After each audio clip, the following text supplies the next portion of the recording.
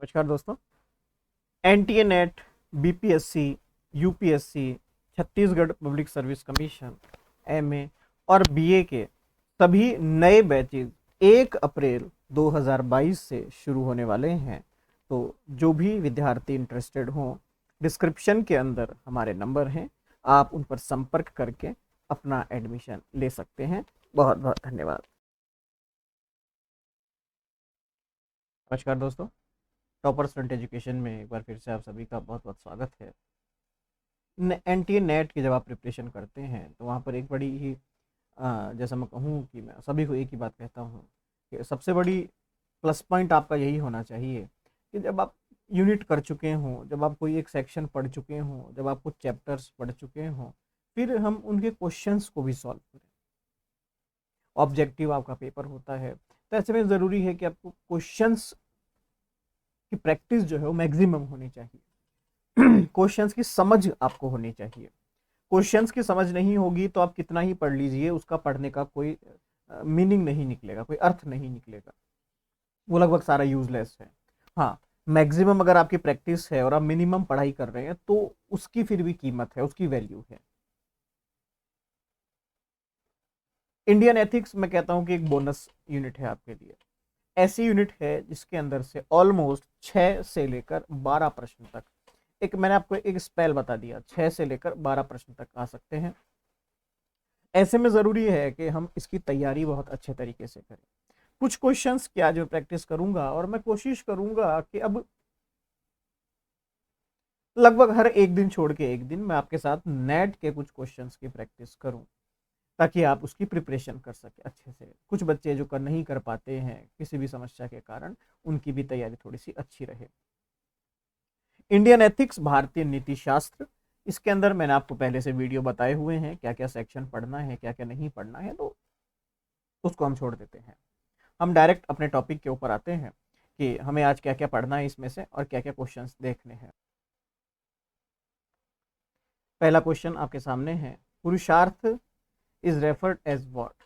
पुरुषार्थ को आप किस तरीके से देखते हैं? पुरुषार्थ का जो हमारे वेदों के अंदर, हमारे उपनिषद के अंदर, भारतीय नीति शास्त्र के अंदर जो उपयोग किया गया इस शब्द का, आखिर ये क्या समझाना चाहता है, क्या चिन्हित करता है मेरे सामने, क्या रिप्रेजेंटेशन है इसका? तो देखिए, पुरुषार्थ को बेसिकली माना गया है कि जो पुरुष जो है आपका, पुरुष मीन्स यहाँ पर मेल वाली बात नहीं हो रही है, ठीक है? पुरुष मतलब मेल फीमेल वाली बात यहाँ नहीं हो रही है। जब मैं सांख्य दर्शन के पास जाता हूँ तो वहां पर भी एक शब्द आता है जिसका मतलब है पुरुष। वहां पुरुष का मतलब है चेतना, पुरुष का मतलब है कॉन्शियसनेस। तो पुरुष अर्थ हर एक वो जिसके अंदर चेतना है, जिसके अंदर ऊर्जा है, जिसके अंदर पुरुषत्व है, उस पुरुष का कोई ना कोई मीनिंग भी होगा, जीवन का कोई ना कोई एक अंतिम लक्ष्य भी होता है। तो उसे हमने यहाँ पर संबंधित किया है पुरुष अर्थ। तो ये मेरा एक अंतिम लक्ष्य है, ये मेरा एक जरूरी लक्ष्य है। यहां पर भी एक थोड़ा सा कॉन्फ्लिक्ट आपको समझाता हूं। जैसे यहां पर मैंने एक लिखा है एंड और एक लिखा है ड्यूटी। अगर मैं इन दोनों के अंदर एंड को हटा देता हूं और ड्यूटी को ऑप्शन रखता हूं और एंड के स्थान पर कुछ और यूज कर देता हूं, तो यहां पर सबसे सुटेबल आंसर होगा ड्यूटी।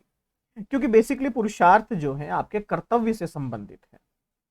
धर्म के अंदर मेरा कर्तव्य क्या होना चाहिए, अर्थ के अंदर मेरा कर्तव्य क्या होना चाहिए, काम के अंदर मेरा कर्तव्य क्या है और मोक्ष मेरा कैसा कर्तव्य है। बट मैंने क्या कहा, अगर मैं यहाँ पर अंत को हटा देता हूं कि ये अंतिम या वास्तविक ज्ञान है, अगर मैं इसको हटा देता हूं तो ड्यूटी यहां पर सही है। लेकिन अगर ड्यूटी और एंड दोनों यहां पर रखे गए हैं तो यहां पर सबसे सुटेबल जो होगा वो फिर एंड को माना जाएगा। ये ध्यान रखिएगा आप। दूसरा प्रश्न देखिएगा, aim of human existence is called. इंसान का जो अस्तित्व है उसे अगर किसी एक शब्द के अंदर मैं प्रस्तुत करना चाहूं तो क्या क्या कहेंगे? या मैं कहूं कि एक मानव जीवन का लक्ष्य क्या होना चाहिए, अंतिम लक्ष्य क्या होना चाहिए, महत्वपूर्ण लक्ष्य क्या होना चाहिए, किसे मुझे साधना है, मेरा डेस्टिनेशन क्या है, तो उसके हम क्या कहते हैं? क्या मैं उसे अर्थ कहता हूं, काम कहता हूं या पुरुषार्थ कहता हूं? तो आपका आंसर होगा पुरुषार्थ।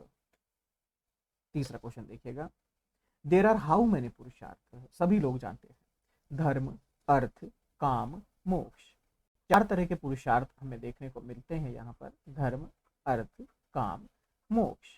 बेसिकली देखा गया है, चारों पुरुषार्थों का एक एक आश्रम भी हम मान सकते हैं कि एक एक आश्रम से चारों पुरुषार्थ संबंधित हैं। ठीक है, चार पुरुषार्थ माने गए। पुरुषार्थ अगर मैं बात करूं तो पुरुषार्थ में क्या क्या आता है, ये आपका चौथा क्वेश्चन है। क्या धर्म आता है, क्या अर्थ आता है, दोनों आते हैं, या इनमें से कुछ भी नहीं आता? तो धर्म अर्थ काम मोक्ष, ये चारों ही पुरुषार्थ है, तो ऑप्शन सी। धर्म इज रेफर्ड एज व्हाट? धर्म का जो प्रस्तुतिकरण है, जो रिप्रेजेंटेशन है, या उसको किसके साथ रेफर किया गया है? कानून है क्या वो? कोई नियम कायदा है? हाई है बहुत ज्यादा, कि बहुत उत्कृष्ट जिसको मैं कहूं? साधारण सा एक कृत्य है, साधारण सा एक इंसिडेंट है, या एक सामान्य है? धर्म जो है बेसिकली, धर्म अर्थ काम मोक्ष, धर्म के अंदर हर एक व्यक्ति को ये सिखाया जाता है आपकी समाज के प्रति जिम्मेदारियां क्या है, आपका मानव धर्म क्या है, आपका समाज के प्रति जिम्मेदारियां क्या है। वहां पर कुछ आपको छूट दी गई है, कुछ आपको रिस्ट्रिक्शंस दिए गए हैं। तो ये सब चीजों को मिलाकर अगर मैं पढ़ता हूं तो धर्म को माना गया है कि धर्म एक सर्वोच्च कानून है, सबसे बड़े लॉ है। तो यहां पर आएगा लॉ। तो फिर अर्थ क्या है? क्या डिजायर है, रिलीजन है, सोशल है, या प्रोस्पेरिटी है? अब आंसर आप सभी को पता है इसका, मैंने लगाया हुआ भी है।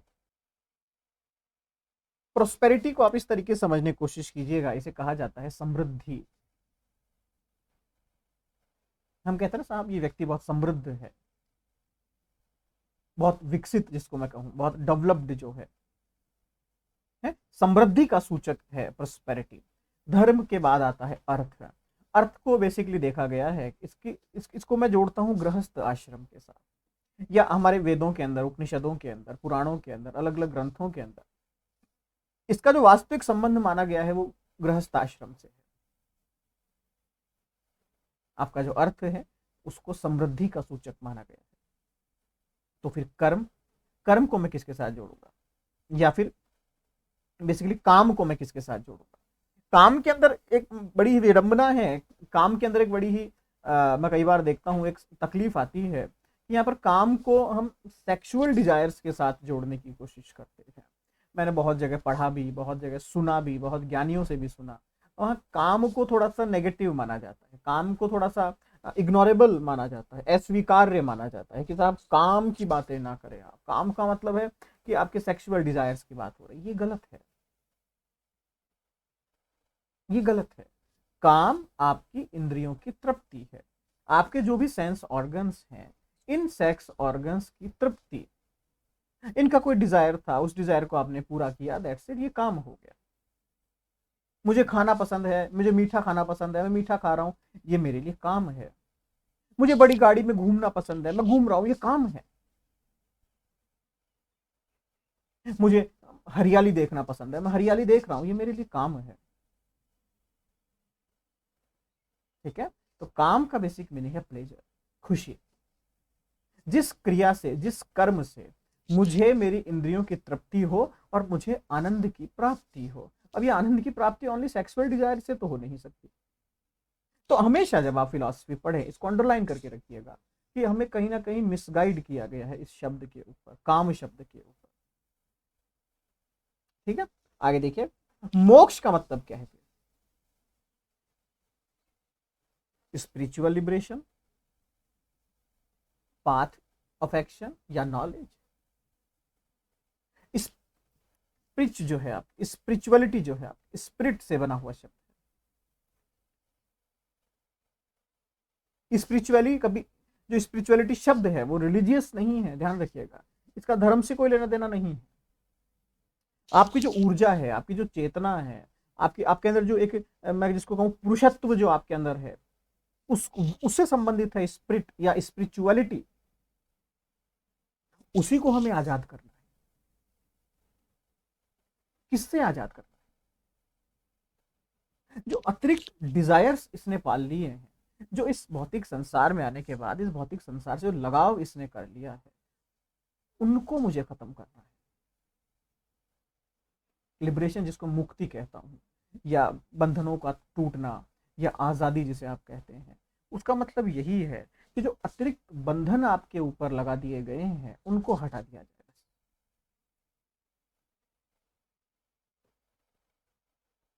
फिर से आते हैं, धर्म को मैं और कैसे रेफर कर सकता हूँ? क्या ये रिलीजियस ड्यूटी है, क्या ये नॉर्मल ड्यूटी है, क्या ये जागृत ड्यूटी है, या फिर एक रेगुलर बेसिस पे करने वाली ड्यूटी है?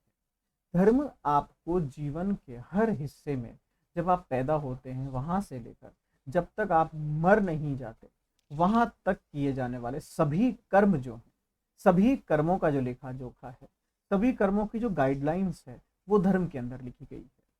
तो ये रेगुलर ड्यूटी है। पुरुष इज डिफाइंड एज व्हाट? क्या वो गॉड है, क्या वो एनिमल है, क्या वो मैन है, क्या वो वुमन है? जब मैं कहता हूं अहम ब्रह्मास्मि, तो वहां पर अहम मतलब मैंने अपने पुरुषत्व की बात करी है, और उसी को मैं ईश्वर तुल्य कह रहा हूं। तो पुरुष को ईश्वर के तुल्य माना गया जाता है। 11वां, अर्थ is defined as what? Purpose है, सोशल है, मोरल ऑर्डर है, या ऑल ऑफ दिस? आंसर आपके सामने। पुरुषार्थ is defined as what? Objectives of a person, objectives of a man and women और सोसाइटी? नहीं, मैंने आपको पहले भी कहा था, पुरुष जो शब्द है वो मैन और वुमन के लिए नहीं है, महिला और पुरुष के लिए नहीं है, पुरुषत्व के लिए, चेतना के लिए, चैतन्य के लिए है। तो objectives of a person. Dharma is referred as what? Righteousness, plans, salvation. धर्म किससे संबंधित है? धर्म को किससे जोड़ा गया है? आंसर आपके सामने है। मैं उसको डिस्क्राइब नहीं कर रहा हूं जो हम डिस्कस कर चुके हैं, ये सिर्फ आपको आंसर दिखाने हैं मुझे। पुरुषार्थ are applicably equally to whom, man, woman, या दोनों पर? बिल्कुल, पुरुषार्थ सभी पर लागू होता है। हर उस